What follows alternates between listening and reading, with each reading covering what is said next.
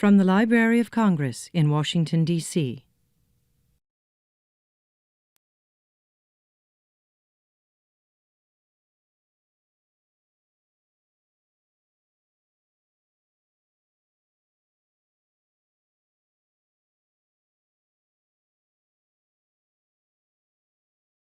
Good afternoon, everyone, and thank you all for coming here. I'm Mary Jane Deeb, Chief of the African Middle East Division, and I would like to welcome you to this very special program. I always begin with a few statements about our division, and our division is made up of 3 sections: the African section, the Hebraic section, and the Near East section. And between the 3 sections, we cover 78 countries, all of Africa, North Africa and Sub-Saharan Africa, the whole Near East, and that extends to Afghanistan, Central Asia, and the Caucasus, and the Hebraic world worldwide. So we collect from and about this large region. We collect via our offices in Cairo, in Nairobi, in Islamabad, and the materials come directly from those offices. They're cataloged there, they come to us, and then we put them on our decks, and we serve them to patrons here in our reading room. But we don't only do that. We don't only serve those books, we don't only acquire them. We also do programs around them. We do programs about the region, about our 78 countries. We feel that these materials are alive and need to connect with people, and we do so directly. Some of our experts come up here and talk about their collections, and in other cases we invite people to come and talk about the work they have done, the books they have used, the research that they're interested in doing, and the materials that they're using in different formats. We also have conferences, and we have exhibits, and we have smaller displays around the library. And all our programs are public and are free. And so we're always delighted to bring people to the library. We also webcast our programs so that they can be seen around the world. And a lot of people watch them, and they click on our websites and watch the programs. So I want to speak about the African section today because the African section is hosting this program, and in particular Eve Ferguson, who has invited our guests today. And the African section has a wonderful collection in many languages spread around the library.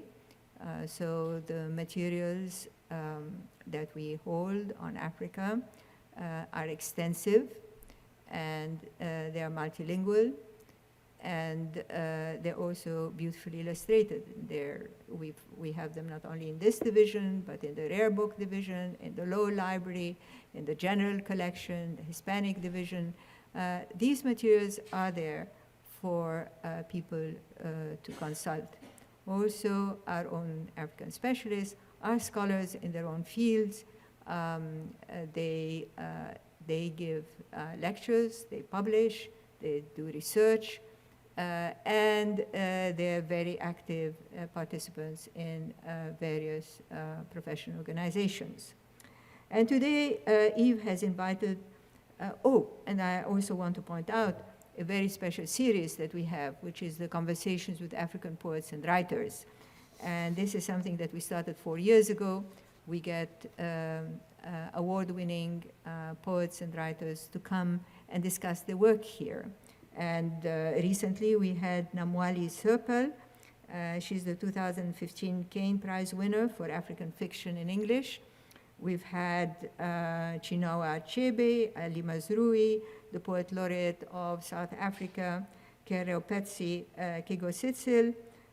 We've had Amadou Kone from the Côte d'Ivoire. We had Igoni Barrett, the poet from Nigeria.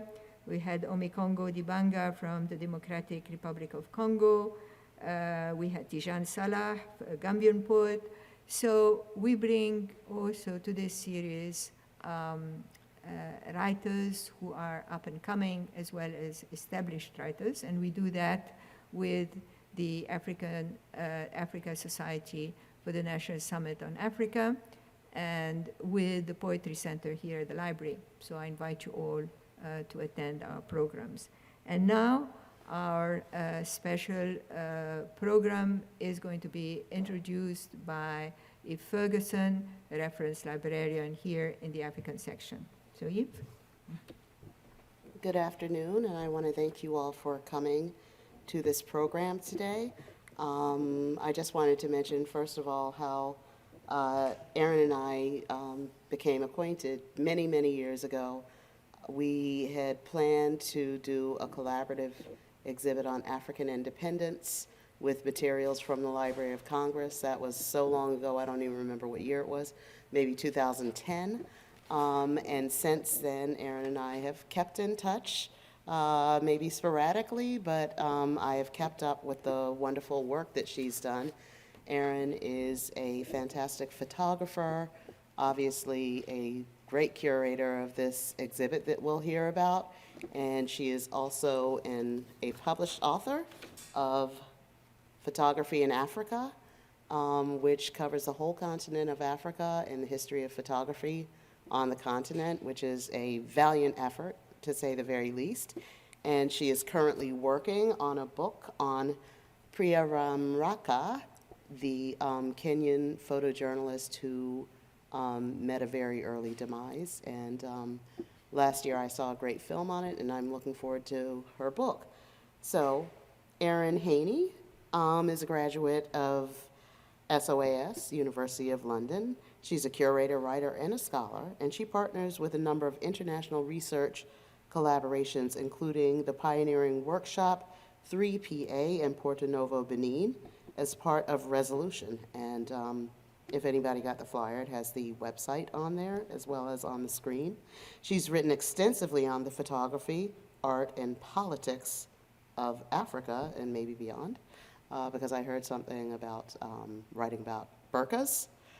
So I'll let her explain that to you more. Erin is Research Associate in the Faculty of Art, Design, and Architecture at the University of Johannesburg in South Africa and at the Smithsonian Institution right down the hill. She's presently working on that book on Priya Ramraka, and I hope she'll tell us more. And I am looking forward to this talk on Sailors and Daughters, Early Photography in the Indian Ocean, because one of my goals here as reference librarian for East Africa is to shed light on the little-known region of the Indian Ocean. And so I've tried to do a number of programs that address the Indian Ocean. A lot of people don't know what the countries are. Places like Mauritius, Reunion, Seychelles, Comoros, and of course, the Swahili coast of Tanzania. So on May 19th, kind of biting off of Erin's program here, I decided that I would also like to showcase some of the photographs that we have at the Library of Congress from the same region. And so she called hers Sailors and Daughters, and I decided to call mine Sultans and Farmers, because that is what we have a lot of photographs of from that region. So please look out for that program on May 19th. And as not to take any more time away from what we all came to hear, I want to introduce my friend and the fantastic photographer and author, Erin Haney. Thank you.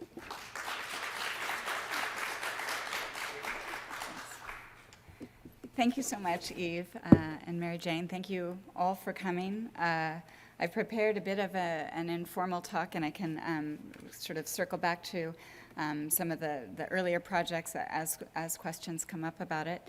But I was really happy with the launch of Sailors and Daughters last year. I need to start by thanking a few people and organizations that made that possible. Nicole Shivers at the National Museum of African Art at the Smithsonian commissioned the online exhibition, which was the first one done with African art, and so it has, of course, a massive outreach in a way that we can sort of see feedback from, and really see the comments and sort of approaches and things that really interest people in a way that is very difficult to quantify and sort of discuss and feel when you're in a gallery setting. So I quite liked being part of that. I worked on it with my research associate and assistant, Xavier Coruble, who is from the DRC, and he did a lot of research on this exhibition and brought his own sort of knowledge to bear in really important ways, I think, on this. We worked with Jean Wilcox of Wilcox Design in Cambridge, Mass., and Doug Green of Green Interactive. We had a lot of help from Janet Stanley at the Warren Robbins Library, Amy Staples at the Alid Alisafan Photographic Archive, which, and both of those collections were really central to this exhibition. Lots of people, including David Hogue at the Sackler-Freer Archives, David Easterbrook, who has just left or recently left and is the fantastic curator at the Northwestern Africana Library, and whose images, as you'll see, are really instrumental and fundamental to this, even though they are really undocumented. And it's sort of, we put this forward really to sort of launch further interest in scholarship because it's really quite an unresearched and new area, the field of 19th, early 20th century photography. And this was a great opportunity to sort of move into that realm a little bit. So what I want to do, I'll just briefly go to the website so that you can see it. It's hard to navigate, so I'm going to sort of go back, and it's not hard to navigate, but it's hard to navigate for a talk. So what I'd like to do is just sort of briefly show you the main page of it, the front page, and then what I'll be doing is going through bits and sections, just a few images from each of these sections here. And I'm also going to really fold into it a bit of responses that I've received. I teach at Maryland and I teach at GW, and really to have the feedback from younger generations and younger audiences and trying to see what was really interesting to them about it and what dialogues that sparked was really important to me. So I'll try and bring that in. Sailors and Daughters first began with a concern to feature this early photography from East Africa, coming from the archive and from the library collections at the museum. And from there, it grew very, very quickly. We realized, the possibilities were much bigger than what was there at the Smithsonian, even with Sackler-Freer. And on the other hand, while we have very little documentation of this area so far, there was so much material that signaled a really colonial point of view, and we really wanted to disturb and upset those kinds of image fictions. And so the challenge became how to do this for photographic collections that predominantly featured commercial and touristic kinds of imagery. So this map really kind of, gives us a large perspective of when we're starting to think about things not in terms of territoriality, but in terms of connections and the Indian Ocean as connecting all of these different points of view and heavily imbued by the cultural exchange, the artistic exchange, and the exchange of people, ideas, and technologies through the Indian Ocean, not over the 2 centuries, in which this work comes from, but really over the millennia, and sort of trying to draw attention to that sort of thing. When we were learning about the early photographers who were working in this region, we wanted to find out. What we found out resonates very much with what happens in other parts of the world, and that is that early photography in East Africa and the larger Indian Ocean are resolutely the products and imperatives of movement and migration. And it was the mobility of photographers and the wide realm of their audiences that situates these photographic modernities really from the 1870s on. So these photographs are the creative collaborations, I would argue, between photographers, between their subjects, their patrons, and us, and future viewers to come, the sort of global audiences that we see happening now. And as such, they really fold in across a vast photographic and cultural space. Sailors and Daughters evokes that fundamental premise of movement, of ideas and people. And so we'll see a lot of that, this area in particular of West India, through Muscat, the Gulf Coast, and through the Horn of Africa, East Africa, up through to Cairo, and down as far as the Indian Ocean islands, Mozambique, and really centering. We'll start with Zanzibar. Zanzibar doesn't look like this today. I don't know how many of you know that, but we have this big gulf there. It was a kind of a lagoon. What we wanted to do by starting with a map of Zanzibar town before it started to really shift and become very different with British colonization and sort of changing of the urban landscape is to think about photographers exploring that land and the very different divides that sort of characterized Zanzibar city at the time. So on the left side here in this sort of triangle part, we can see Stone Town, the part that when you Google Zanzibar, you get the sort of, nostalgic images for the UNESCO site, the beautiful stone buildings, and we see bits of them here in this exhibition. And then on the other side of the lagoon called the Pwani Dogo is what was known as Ngambo, which is called the other side. And the other side was the place where slaves lived, where people lived who were the laborers who made the labor possible and made, and basically were the source of labor and the source of revenue for the people who lived in those, in that very dense city and the very wealthy city of Stone Town. So just trying to sort of alert us to the sort of neighborhoods as they were mapped and tracked there before everything changed. So we see, hold on. So we see here Bait al-Hakum, part of the palace complex of the Sultan of Zanzibar. So the sultans, especially in the 1870s, he was a massive modernizer. He commissioned lots and lots of architecture, a huge new palace complex, and was really known for trying to bring Zanzibar into the very, very modern era. And he was really proud of all of the commissions that he had. Here's one of the early, these are a couple of different guys, His Highness Sultan Said Surbagash bin Said. This is around 1880, and we can see, again, people traveling. This is a great portrait taken in London. And then a bit later, closer to 1902, the Sultan Said Sir Hamoud bin Muhammad bin Said, and this is around 1902. So we see lots of images like this throughout, and I'm trying to give a sense of the urban infrastructure that may be really surprising for people who haven't seen, that East Coast urban buildup and the extraordinary wealth of that mercantile economy that existed there.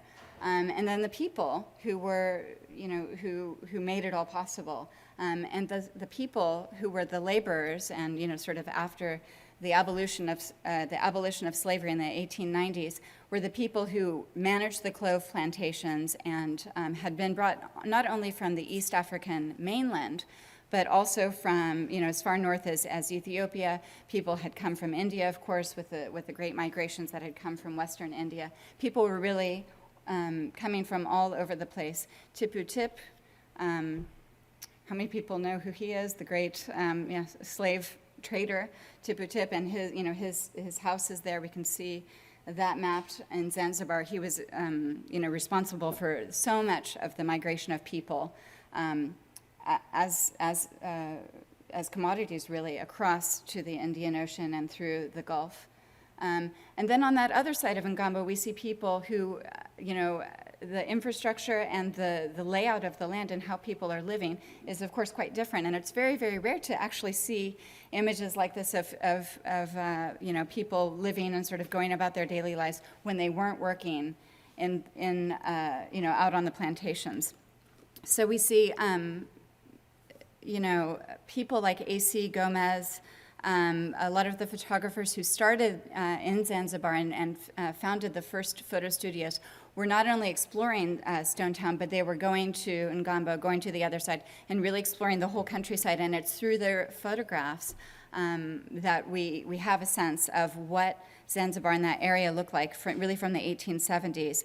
We have that happening in Zanzibar, in Mombasa, in Aden, in all over the place, and there remains much more work to be done on those photographers. So we're trying to piece together really their oeuvre, and it's very, very tricky. And again, with the problem that we see with a lot of creative histories in Africa is where are the archives, where are the repositories of these photographs? And so this is the trick, right?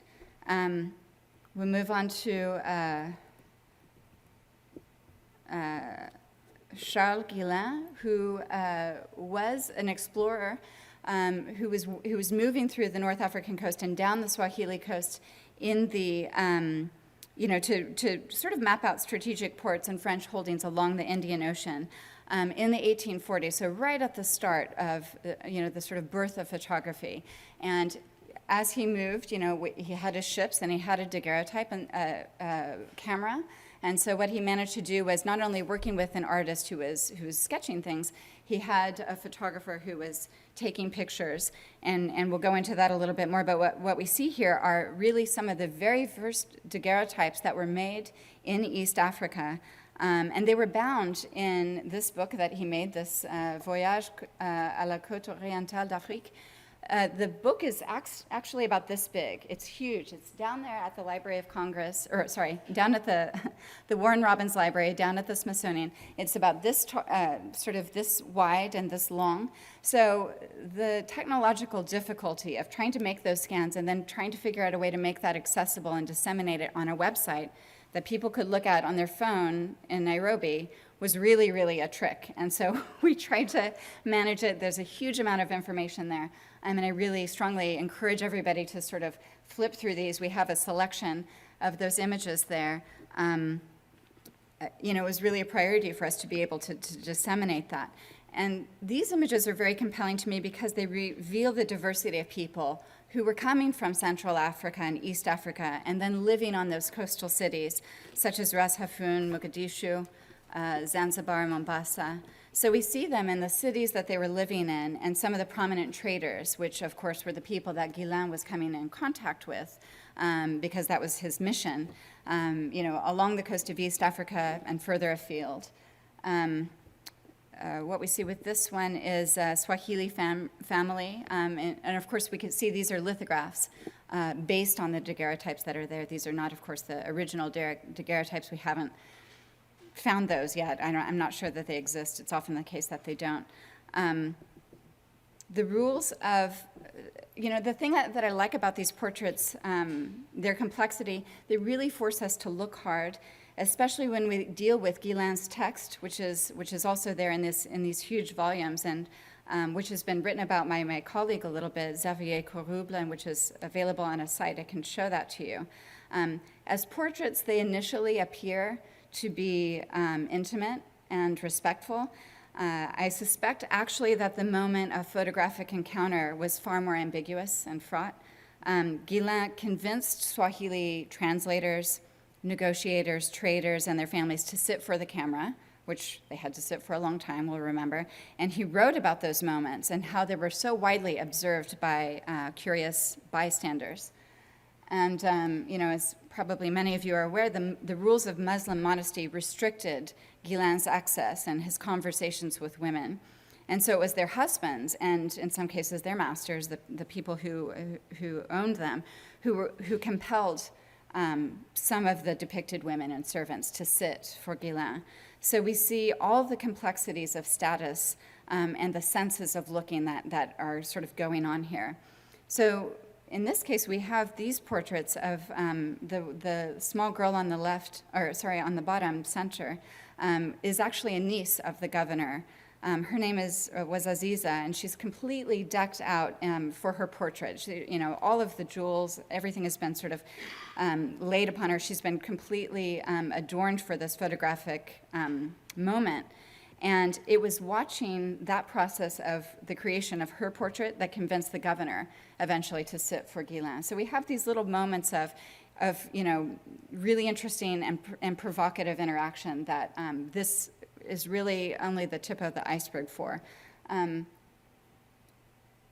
I'll just briefly note Xavier Corrubla's research, because the text is in French, and we really have, as we know, a lot of difficulty addressing those texts, especially as Americans, and really getting them to be accessible in a variety of languages. So he put them up, the bit that he studied, and they're really intriguing accounts. And I highly recommend you go to them on the Unbound website, the Librarian Smithsonian website there. And we see the variety of people that are there. There are people who are slaves, people who have been compelled to sit, and then we have people, of course, who, look modern, and we imagine that there's a big difference and a big, cultural divide between them. But of course, these interactions were happening all of the time, and exchanges were happening all of the time, and he was just sort of there to make it happen in some ways, but also witnessing, what was in front of him. I had a student recently, a Somalian American student, who was really concerned about these images. And she had a lot of questions about the aniconic mandate and the questions of modesty and propriety. And it generated a lot of conversation about the role of photography and who were taking these pictures. And I pointed her, eventually, let me look, we can look at this one really quick. We see a really probably a noble woman or somebody who was very wealthy. She's wearing this sort of partial mask called a barakoa, related linguistically to the word for burqa, the cover. And we see this come up in photographs. It's something that was in favor for a time in fashion, and then kind of fell out of favor. And a lot of people have commented, too, on we don't see anything like this anymore. But it was a very elaborate sort of mask. But circling back, I pointed my student to the great photography story of Sadiq Bey of Egypt, the guy who, was an Egyptian military officer, and who helped escort the huge tapestry that was created every year in Cairo, and then with a big military possession every year, took it over as the covering for the Kaaba in Mecca. And it was an extraordinary sort of pilgrimage that happened. He was the one to take, from what we know, the first photographs of the Kaaba. And he didn't only do that, but of course he took pictures of the pilgrimage sites, of the people who were responsible for the tombs and different places there. So the question of how Muslim photographers were negotiating all of that is really, kind of fraught in an individualistic sort of question with lots of different grains to that history. He published, I believe, 7 volumes. He won prizes in Venice for his photography. So there's a lot of stuff that I feel like should be household names. We should know about this, and we don't. So it's just kind of peeling back the histories that, are just seem inaccessible to us. This is shifting to sort of another page, the page about Oman. The Cultural Center of Caboose, who is in Oman, funded this project and a lot of terrific work at the National Museum of African Art. Very early imagery from Oman, in this case, was taken by a German sort of traveler, itinerant photographer named Hermann Burchardt, and his work is in Berlin. They kindly loaned us some images so that we could see a little bit of the sense. And, his approach has been explored and written about sort of in great detail. I just want to gesture to these here, but I, highly recommend you look at them, the few images that are there. In Muscat, and also another city called Matra, which was actually bigger than Muscat, another port city. We have the fish market here and the harbor in the city. This was taken around, what do we think, 1904, right? And when you're looking at this, and then you go back to the Zanzibar images, you see the huge similarities, right, in between the fish market and how it looked in Zanzibar and how it's looking there. Swahili, all of these different languages were being spoken in very different places, again reminding us of the migration of people and the very cosmopolitan sense of a lot of these, very small cities where people were going back and forth all the time. And it wasn't just a sort of a one-way direction. So we get a sense of the difficulties in his photographing out on the streets, but also the fact that he managed to do it and that they were kept is amazing. Another great series of work, which I only could gesture to here on the website, are the works that are coming from Persia of the famous photographer Antoine Sèvres-Roguin, who terrific and wonderful collections are there at Sackler-Freer of his work. He went around and took a lot of photographs, including royal commissions, photographs of big royal events and holidays and things like that by royal and noble families who, of course, had people from East Africa working within their families. In this instance, there really wasn't a word for slave. People will not say, oh, those people were our slaves. They will say they were servants, they became part of our family. And indeed, I also recommend the New York Public Library, who did a larger exhibition, which was sort of more encompassing than this. It didn't focus on photography solely, but really explores the different aspects of East African migration and North African migration to India, to Persia, to the Middle East, and the sort of social mobility that was allowed. People became generals, they became associated with royalty and all the rest of it. So it wasn't, it's an interesting series of stories that emerge. What's happening in this image is, from what we can tell, it's possibly a celebration of Rosa Khani, which is a private performance of reciting from the Quran. Antoine Sèvres-Roguin probably took this picture in the 1890s, and we see the terrific thing about this that we have designed on the website. It allows you to really, really zoom in, and you can see just in the middle of the photograph, really towards the center, in between the men, is one guy who is almost certainly from East Africa. There, really center in the middle of the photograph, and it just really brings up all sorts of questions for me, more questions than answers that we have at this point. But it's a really interesting and growing field of scholarship of Afro-Persians, Afro-Iranians, and the presence is being described in terms of performance, songs, and all sorts of things. With this image, it's an incredible story, and I did write about it a little bit on the website. This is Nasser al-Din Shah and his eunuchs.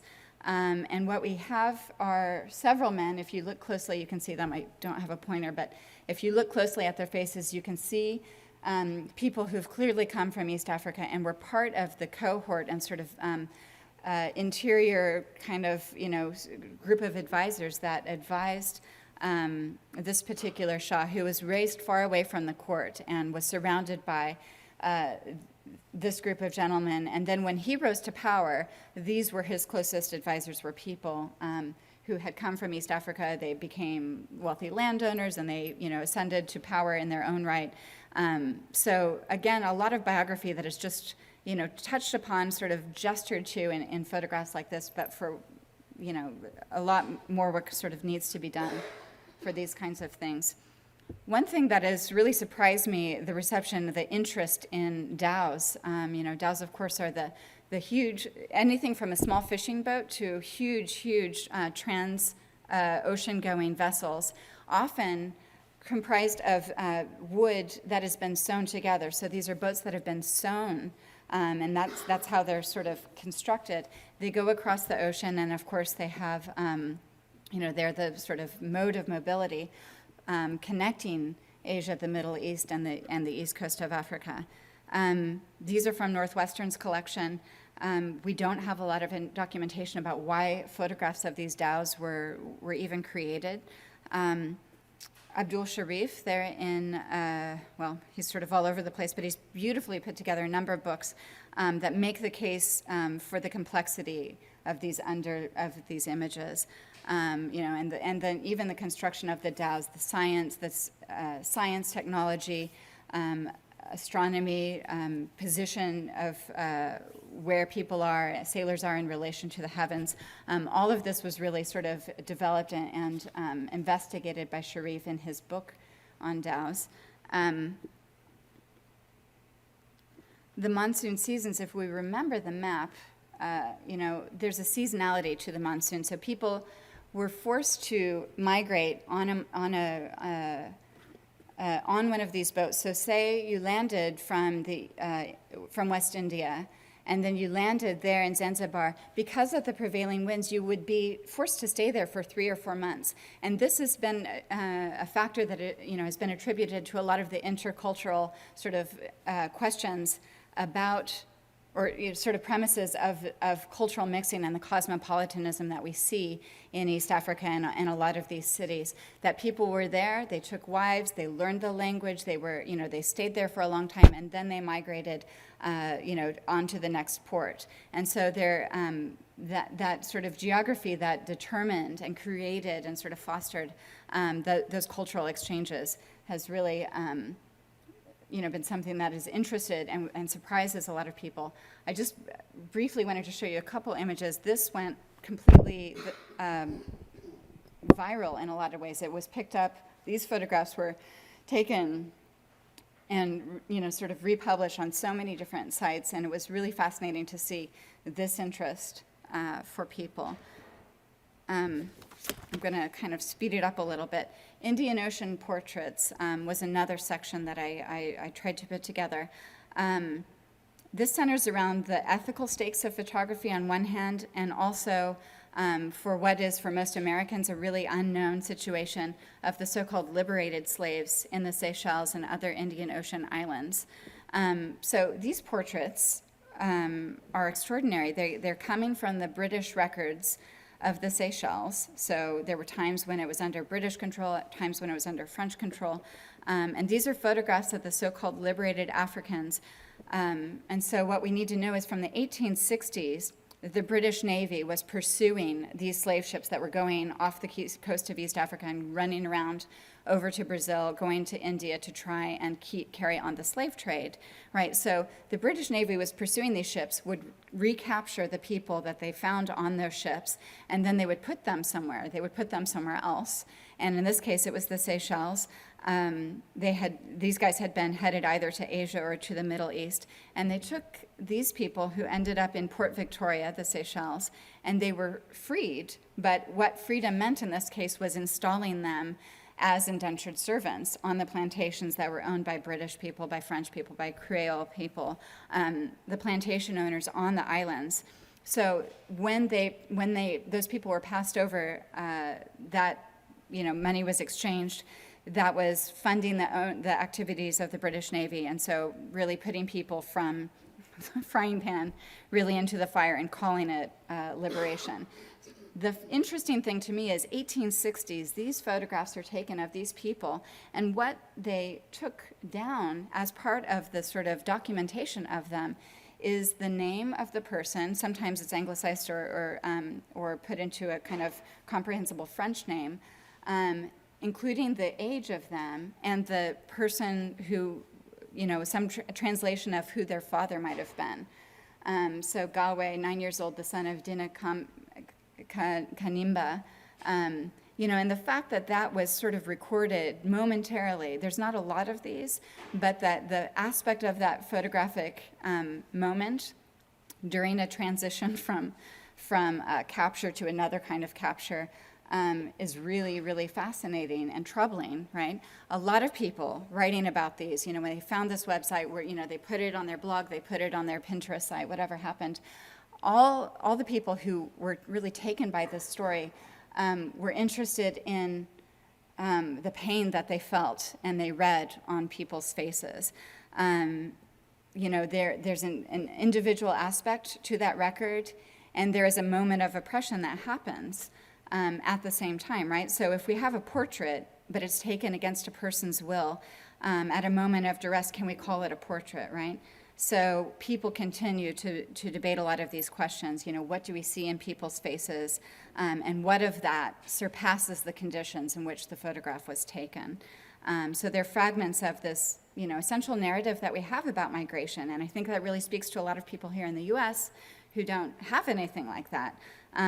For me, these portraits defy and alter our expectations of what constitutes a portrait. I'll end with some images that really kind of went viral more than anything else, and that is the beautiful portraits of Swahili Coast Daughters is the section that I put it under. it's full of surprises. There are so many things happening in these photographs. Some of them are clearly composed portraits that were commissioned, right? Either by a man in the family or possibly by a woman. We don't really know in a lot of cases. A lot of times those portraits were taken as part of a touristic enterprise or a commercial enterprise, and we don't know. Then they end up circulating on a postcard, they end up circulating on a souvenir image and an album, and we have to remember that there was a lot of trade with the US and with Europe and with India, and there was a big trade in photographs as part of that circulation that was going on in the 1890s, really rising from the 1890s. We also know that Zanzibari royalty and the elite were early proponents of photography. They had lots and lots of photographs and carte de visite, including many of the European royalty and visitors. Oops, pardon.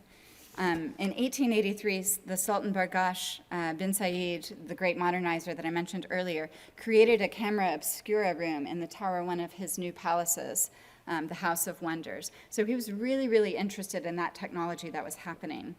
And turn of the century Zanzibar studios created photographs of royals and elites. And they also did the screaming business and portraits of, that were sold to temporary residents and to visitors. So we don't know, we know very little about a lot of these portraits. Lots of people ask questions about the clothes and what do you see here with the adornment of these young women in this case. Honestly, it's just one of those things where we have so little information. We know that this was taken by A.C. Gomez and Son, one of the big Zanzibar studios. We have people like this, a little bit further away from the camera, also clearly taken as a portrait. We don't know if she commissioned it. The Sultan established the Omani Sultanate on Zanzibar in the 1830s, and they kind of, mixed with the local hereditary rulers. When women started coming to join the harem of the Sultan, they were coming from Central Africa and East Africa. They were also coming from the Horn of Africa, the Indian Ocean Islands, Oman, Persia, Circassia, which is now Georgia, right? And India, and they were brought from all of these places to marry the Sultan, some of them as freeborn wives and some of them as concubines. So upon their arrival, they were renamed, and they were given 3 days to adopt Omani dress. And so royal wardrobes really brought together all of these influences of the women who had sort of shown up to be part of the harem. So we have, in this case, we can see this woman's kind of tight trousers with a flare at the bottom, Marinda trousers, with these flared ankles were thought to be an introduction from Circassia. That we see these long chemises that they're worn with. We see congas. A lot of us who know, will recognize them from East Africa now. We also see this intricately wrapped kalemba, the headscarf, which was the prerogative of Muslim women who were free at the time, and then that really all changed in the 1890s. We also see a lot of silver jewelry that was imported from India. There is some debate about this, and I've put forward the possibility that these photographs are, this is a photograph of two Wapemba, which are women who may have represented their Omani, the women who owned them, and they were people that could dance and be seen in public and sort of represent the family. So they were dressed, as you can see here, in lots of jewelry and, were known for their extraordinary beauty, but they could be seen, whereas the women who they were representing needed to be behind the walls and needed to be sort of out of the public eye. So their whole, the whole purpose of this photograph may have been part of that display, the sense of display of family prestige and money. And the ability to have women that sort of represent or sort of stand in for the freeborn women that cannot be seen. People love images like this too. We see the congas here. We have this really authoritative looking stance in some cases. We see this with a lot of portraits studios here. It may have been something that people picked up. It may have been directed by the photographer. Unfortunately, we don't know. This is another photograph by A.C. Gomez.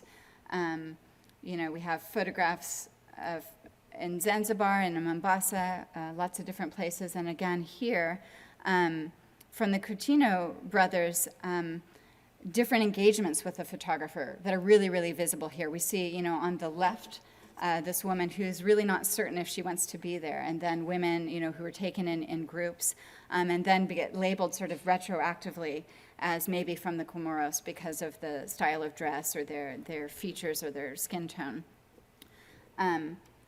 Again, the Baracoa on the woman here on the left, and then, women that they're posing with books, and we can't tell if this, again, was a portrait that would have been commissioned, again, more questions than answers. We do know that after abolition, and this has been documented and sort of written about, regardless of their class, women who were Muslim could choose to cover their heads, and that had not been the case before. If you were a woman who was working for somebody else, you needed to show your subservience by not covering your head. And so that all changed in the 1890s, and women rushed to photographic studios to have their photographs taken with their heads covered.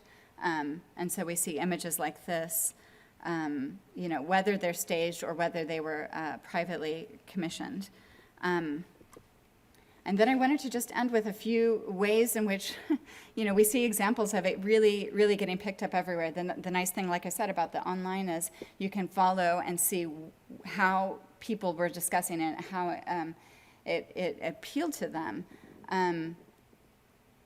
This is a really terrific sort of moment on a really kind of basic Kenya, community board. They forget for every black diamond, we had our Stardust. We had Twist and Boney M. We were cool. But even I or my age mates didn't invent cool. Cool had been mankind since creation. My proof? Just go to this site. Discover cool in the age when you were an atom. And so he's asking somebody else to try and post these photographs from this website.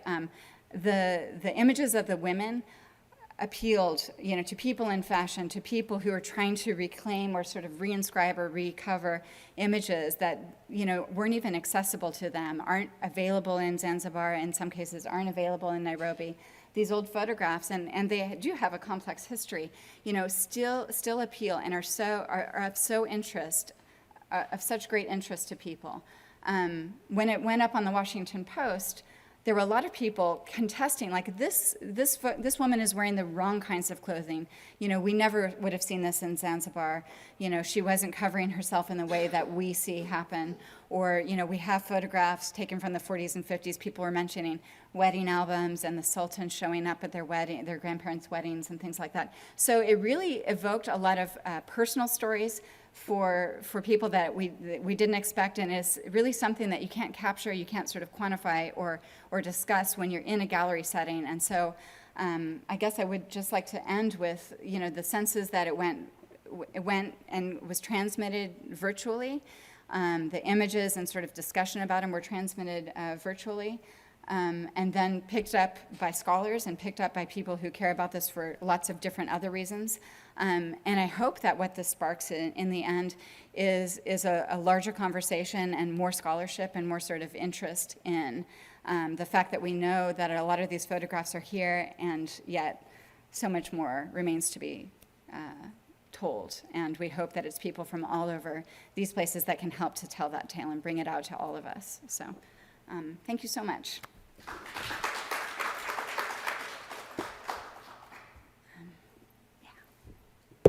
Okay. We would like to invite questions from the audience. I know that I was absolutely fascinated to see how broad this online exhibit is, and I hope you all will go and visit it online.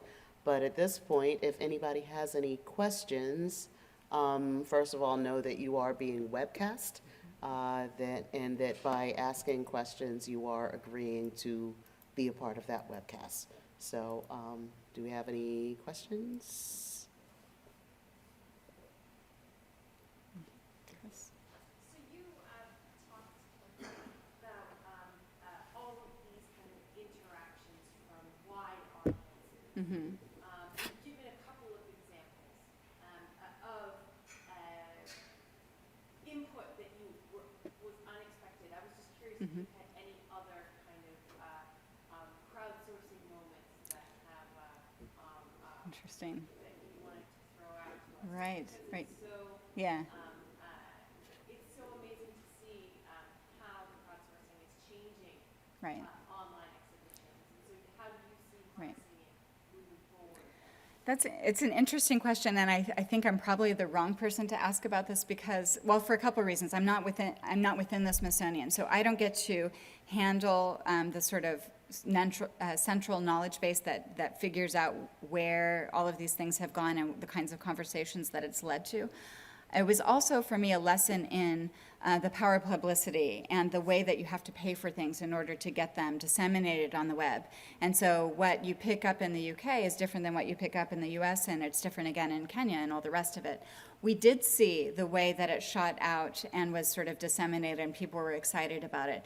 At the same time, I feel like the investment, there's a very heavy commercial aspect to it, and that tightly controls the possibilities of how it gets disseminated. So there isn't a lot of, it's not something that ever made it on the front page of Reddit. If it had been paid for, if that had been invested in, if that had been a priority, that could have been, something that maybe would have generated, a lot more interest.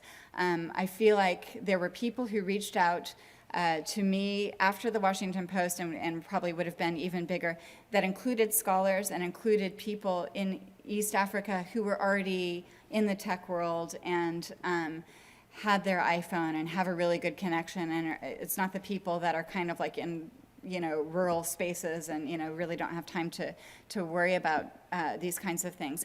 I also feel like even my colleagues that are in South Africa, who I'm in conversation with, had a hard time finding this.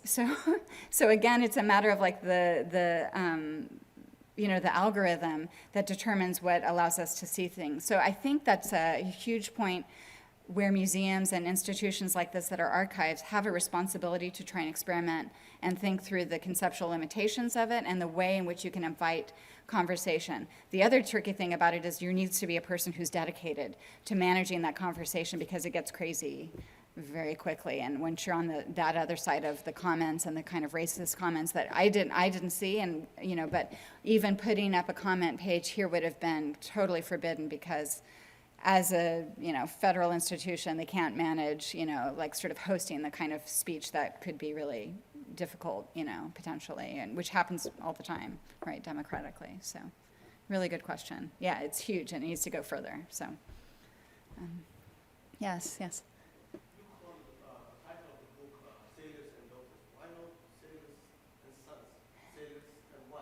Yes, very good question. So I was trying to focus on a gendered component of it that I felt like was, people would imagine that there wouldn't be images of women, right? That they were kind of hidden behind the walls, that they, they wouldn't choose to have their photograph taken.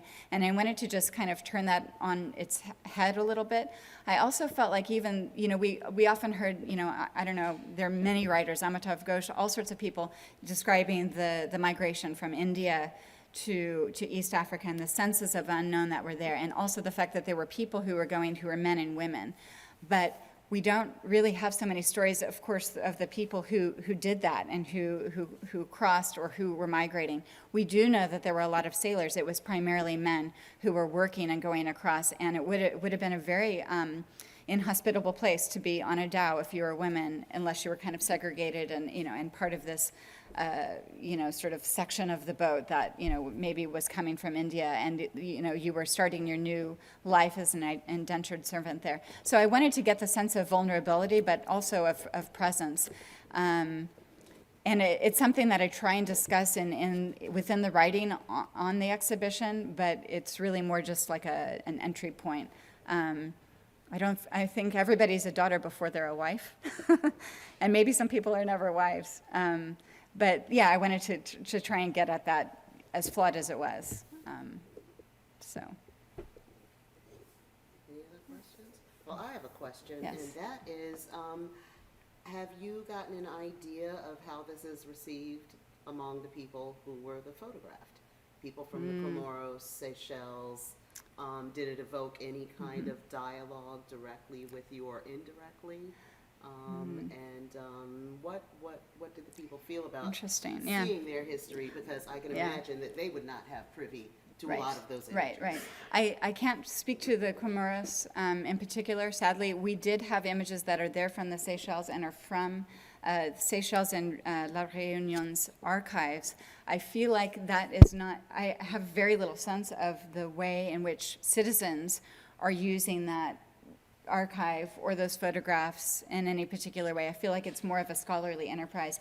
We didn't have that I know of, and I need to go down and check at the Smithsonian again to see, you know, if there was any conversation that came from the Indian Ocean islands in particular.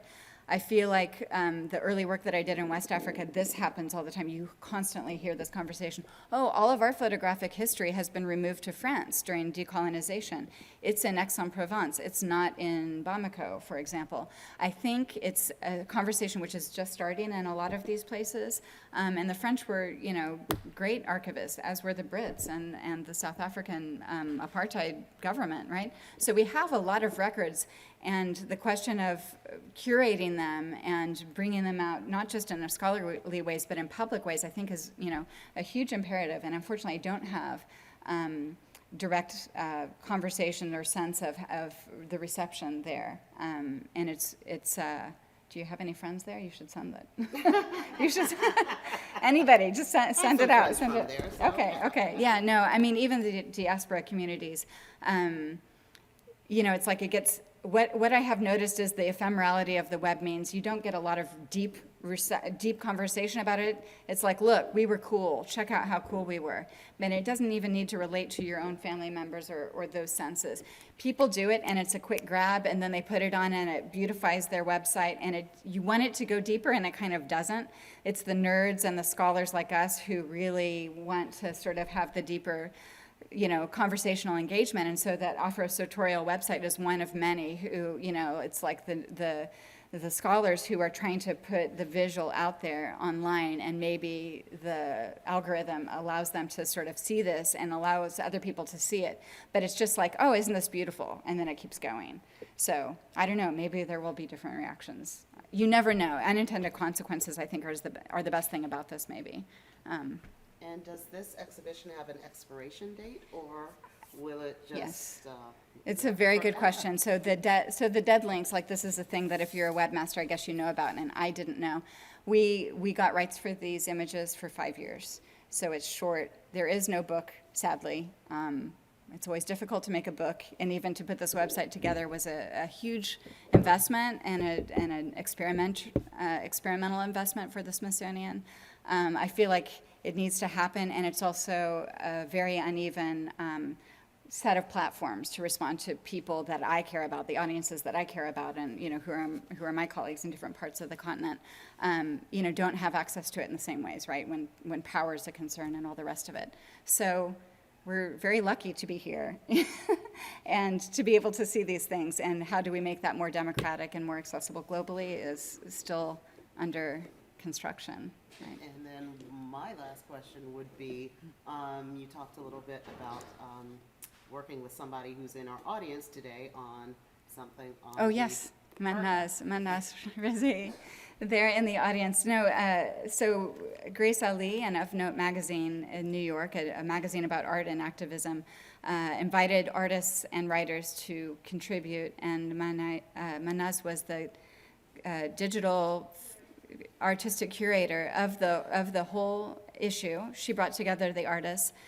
Grace, I think, chose writers to write about that, and it was all about the burqa and different sort of incarnations and artists that are dealing with that. So yeah, I'm really glad that she's here. Go check out her work. She's going to be at the Library of Congress later. She's at GW. You're toiling away at GW, right? And yeah. Oh, you are? Congratulations. Yeah. So anyway, yeah. Terrific. Okay. Thank you. This has been a presentation of the Library of Congress. Visit us at loc.gov.